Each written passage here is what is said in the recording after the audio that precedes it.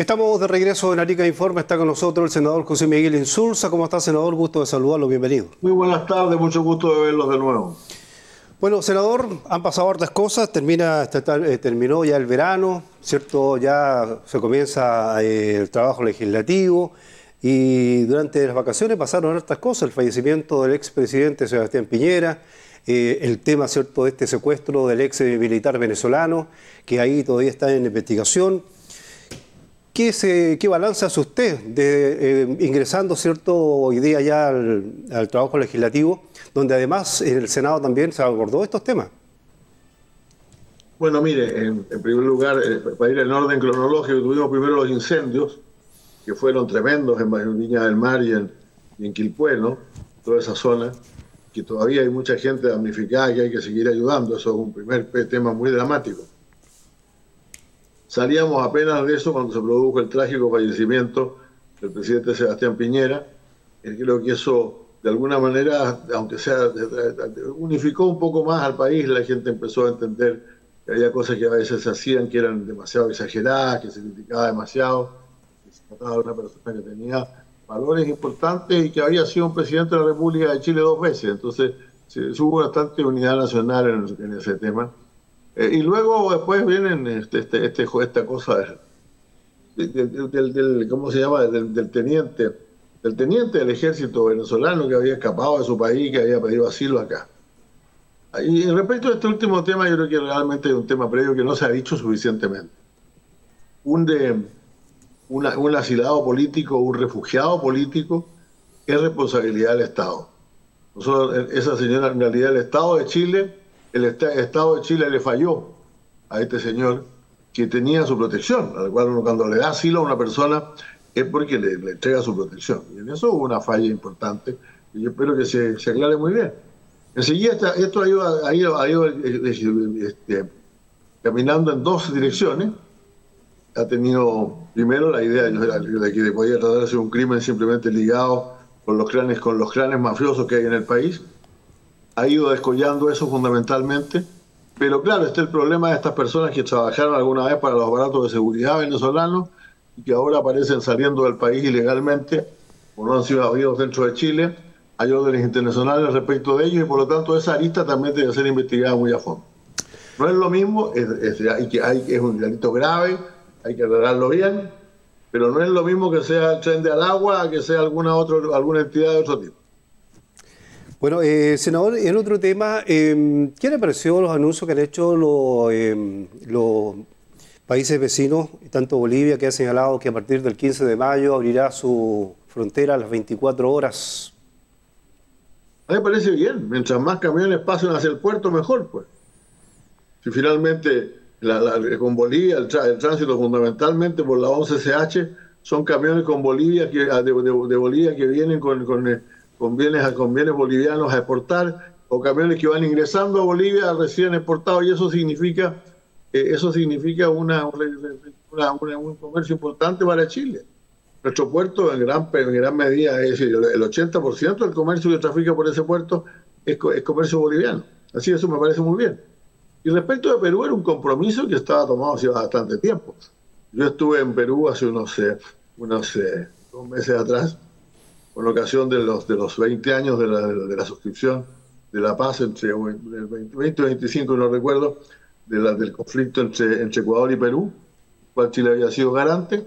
Y lo primero que me planteó ahí la ministra de Relaciones Exteriores, con mucha fuerza, la de entonces, o el de entonces, y todas las autoridades bolivianas, la embajadora de Chile, de Bolivia en Chile, de Perú en Chile, que por qué no estábamos cumpliendo con el acuerdo de 24/7. Así que si vamos a cumplir con él, perfecto, me parece estupendo. Ojalá pasen tantos tacneños a Arica como ariqueños pasan a Tacna. La verdad es que hay un desequilibrio en eso. Oiga, senador, estamos conversando con el senador José Miguel Insulza, vía Zoom. Senador, bueno, se aprobó en el Senado esta semana, ¿cierto?, el proyecto de ley del cambio de la ley antiterrorista, y la otra ley que se aprobó también tiene que ver con la estabilización tarifaria eléctrica. Ya. ¿Por cuál quiere que empecemos? Vamos por la antiterrorista. Mire, es muy simple. Es decir, yo voté a favor de la idea de legislar Pero hay que revisar la ley de manera de que no se convierta en el fondo en una especie de obstáculo para investigar crímenes terroristas. Le voy a poner un ejemplo. Si una persona incendia un edificio donde vive gente y ahí mueren gente ese es un atentado, es un delito de incendio que si hay muertos tiene en incendio en lugar habitado, que si se demuestra que fue intencional y hay muertos, eso es presidio perpetuo calificado. Si se dice que eso puede ser un delito terrorista, porque esto significa que el ánimo era de crearle zozobra a la población, etcétera, etcétera, está bien, pero que no para el juicio de los otros, pues. Porque es lo que ha estado pasando con la ley antiterrorista. La ley antiterrorista exige que se demuestre determinadas cosas y por lo tanto los tribunales de justicia prefieren irse por las leyes normales, porque castigan igual de fuerte, sin necesidad de exigir que les demuestre, algo que es difícil de demostrar, que la intención era crear temor en la población chilena. Yo no tengo nada con que se legisle contra eso, pero es recontra difícil de probar. Entonces, eso vamos a ver cómo lo podemos mejorar. Eso fue una opinión no solamente mía, sino de varios senadores. Creo que en la discusión en particular la vamos a mejorar bastante. ¿Y la aprobación de la estabilización de tarifas eléctricas, senador, cómo quedó eso? Esto, de alguna manera, usted no olvide que por allá por el año 19, con el estallido social, de pronto el Congreso tuvo la idea de congelar las tarifas eléctricas. Y por lo tanto las tarifas eléctricas congeladas, que tenían derecho a crecer de acuerdo con determinados parámetros, fueron creciendo en el papel, pero no fueron siendo pagadas. Y ahora hay que pagarlas, pues.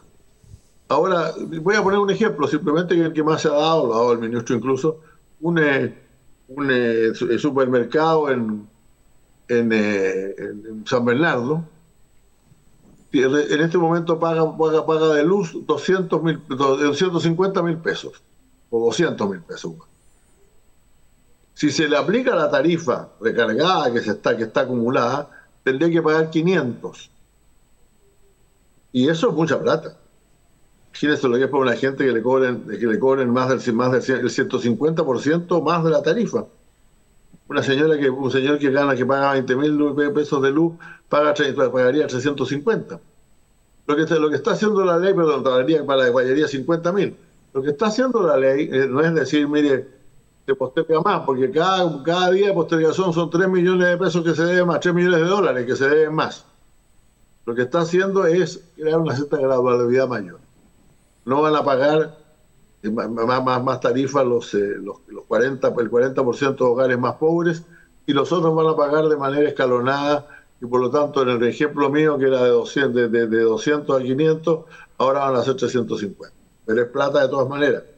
Los sectores medios, que son los que son más fuertemente golpeados por esto, tienen que tener en cuenta que esto es el pago de lo que se acordó en ese momento y que todo el mundo saludó con mucho entusiasmo. No hubo alzas del costo de la luz, y alzas del costo del agua en los últimos 4 años. En algún momento tiene que haberlo, porque si no, no se sustentan las empresas. Es momento de pagar ahora. Por último... ha llegado la hora, como en todas las cosas en la vida, ha llegado la hora de pagar. Exactamente. Oiga, por último, senador, un tema local, hay preocupación en tema justicia, porque a un mes un poquito más, ¿cierto?, que se inicie el juicio oral de los gallegos, ¿cierto?, aquí en nuestra ciudad, en nuestra región. Se ha conocido informaciones que hay jueces que han presentado excusas para no integrar el tribunal de juicio oral en este caso. ¿Qué opinión le merece eso y cuál es la preocupación que hoy existe? Yo creo que esas son cosas con las cuales también tenemos que lidiar. Hay países que han combatido el crimen organizado y el terrorismo adecuadamente, y en algunos casos, en todos los casos se ha protegido muy bien a los jueces, y en algunos casos ha existido incluso en Italia el sistema de jueces sin rostro, es decir, de jueces cuya identidad no se conoce. Eso, espero que no tengamos que llegar a eso, pero espero también que se proteja a los jueces de manera mucho más sustantiva. Bien, pues, senador, muchas gracias por este contacto y bienvenido nuevamente a todo esto. Buenas noches, lo estaremos viendo la próxima semana. Espero que tenemos semana, no esta, pero la siguiente con Semana Distrital. Muchas gracias. Que esté muy bien. Hasta luego. Hasta luego, esté bien. Hemos conversado con el senador José Miguel Insulza. Hacemos una pausa y regresamos.